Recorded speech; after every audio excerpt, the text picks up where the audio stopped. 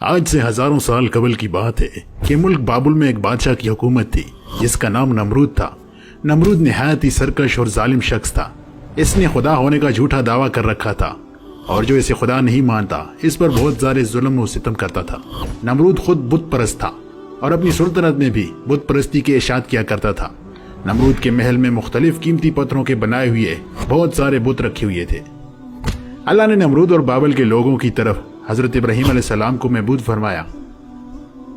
आपने नमरूद को अल्लाह की इबादत की तरफ बुलाया, मगर नमरूद की जहालत, गुमराही और बादशाहत के गरूर ने इसे अल्लाह के इनकार पर खड़ा कर दिया।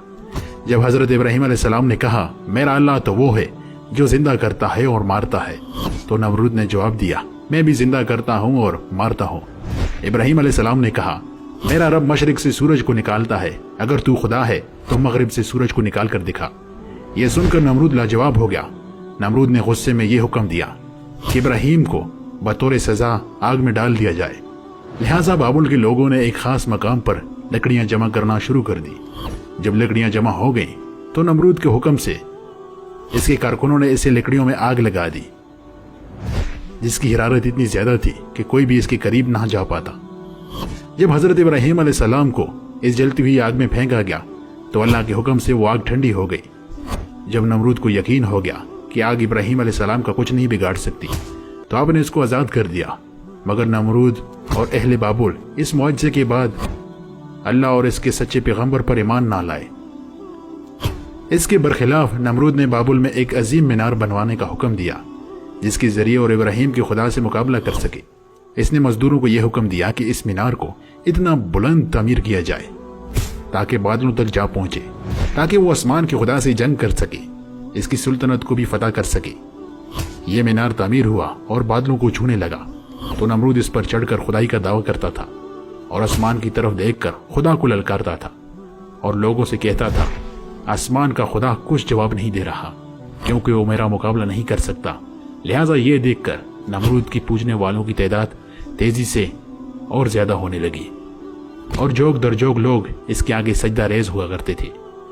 लेकिन नमरूद इस बात से बेखबर था कि बहुत जल्द वो अल्लाह ताला के इज़ाब का शिकार होने वाला है और एक सख्त अज़ाब इस पर जल्द मुसल्लत होने वाला है। अल्लाह ने एक आसमानी फरिश्ते को नमरूद के दरबार में भेजा। इसने नमरूद को ईमान कबूल करने की दावत दी, लेकिन नमरूद ने इसको ठुकरा दिया। तकब्बुर से चूर फरिश्ते ने नसीहत करते हुए कहा खुदा की कुदरत और ताकत तुम और तुम्हारी फौज से कहीं ज्यादा है। अगर वो चाहे तो तुझे अपनी सबसे कमजोर मखलूक के जरिए हलाक कर सकता है। लिहाजा नमरूद ने खुदा से मुकाबला करने का फैसला कर लिया। फरिश्ते ने नमरूद को 3 दिन की मोहलत दी जिसमें इसने अपने तमाम लश्कर को जमा कर लिया और पूरी ताकत व कुव्वत के साथ जंग के लिए तैयार हो गया। तीसरे दिन की सुबह जब अल्लाह ने मच्छरों का एक बड़ा लश्कर भेजा, वो तादाद में इतने ज्यादा थे कि सूरज की रोशनी नजर नहीं आ रही थी। ये मच्छर पूरे बाबुल शहर में फैल गए और नमरूद के लश्कर पर हमला करने लगे। मच्छरों ने लश्कर के सिपाहियों का खून चूस डाला, गोश्त चाट कर गए। इन लोगों की सिर्फ हड्डियां तक बाकी रह गई।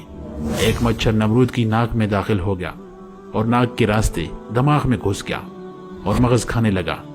दर्द की शिद्दत से नमरूद पागल हो गया और इसने अपनी तकलीफ खत्म करने के लिए अपने सिपाही को कहा कि मेरे सर पर डंडे और पत्थर मारो।